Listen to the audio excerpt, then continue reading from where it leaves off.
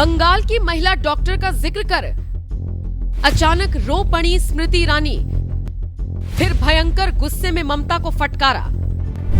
आप बस वो लड़की वापस ले आइए, वो लड़की जो 36 घंटे की ड्यूटी करने के बाद सोना चाहती थी ना। ममता जी को बोलो बस वो वापस ले आए।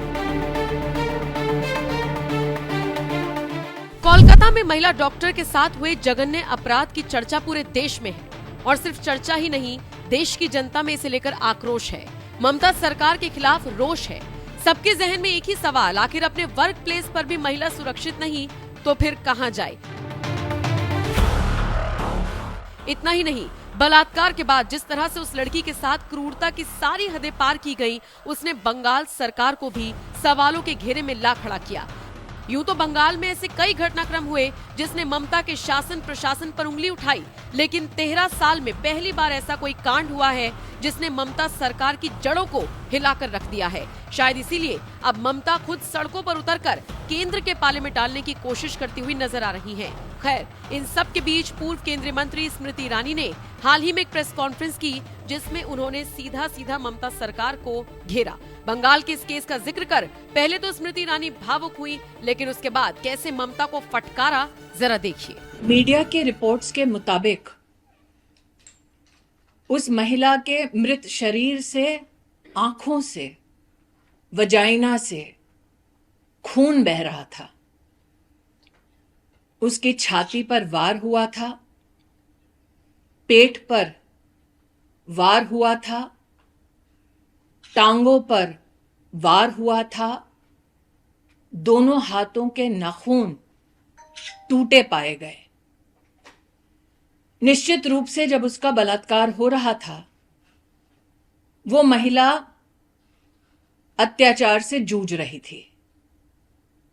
सवाल ये उठता है कि क्या किसी ने उस फ्लोर पर उस महिला के चिल्लाने की आवाज को नहीं सुना? मीडिया की रिपोर्ट्स के अंतर्गत यह भी जानने में आया है कि 150 mg सीमन उस महिला में पाया गया। क्या ये एक रेपिस्ट का काम है? क्या यह संभव था कि वो व्यक्ति उस महिला को रेप भी कर रहा था, टांगे भी तोड़ रहा था, हाथ भी तोड़ रहा था, आंखें फोड़ रहा था, छाती पे मार रहा था, पेट पे मार रहा था, वो महिला चिल्ला रही थी और ना कोई सुन पाया, और ये सारा कृत्य उस एक रेपिस्ट ने अकेले किया? वो कौन है जिसकी वजह से अस्पताल में वो रेपिस्ट आश्वस्त था कि वो रेप करने के बाद घर लौट सकता है? वो कौन है जिसने इतने जघन्य अपराध के बाद भी अस्पताल के उसी फ्लोर पर रेनोवेशन जारी रखा? क्राइम सीन कितना बड़ा है? अस्पताल में ये किसने डिसीजन लिया? वो कौन है पुलिस में जिसने इस महिला के माता पिता को फोन कर कर ये कहा कि लड़की ने आत्महत्या की है? उस ऑफिसर के खिलाफ अब तक क्या कार्रवाई हुई है? उस ऑफिसर को किसने निर्देश दिया, इंस्ट्रक्शन दिया कि वो लड़की के माता पिता को ये कहें कि सुसाइड हुआ है? वो ऑफिसर और उसका अगर सुपीरियर ऑफिसर है तो वो इस निष्कर्ष पर कैसे पहुंचे, और अगर किसी के इशारे पर पहुंचे तो वो व्यक्ति कौन है? सवाल यह भी उठता है कि रेपिस्ट निश्चिंत है, लेकिन प्रोटेस्टर्स पर मॉब आकर हमला करती है। यह कैसे संभव है कि गुंडों की एक फौज इकट्ठी होती है शहर में और पुलिस को पता तक नहीं चलता?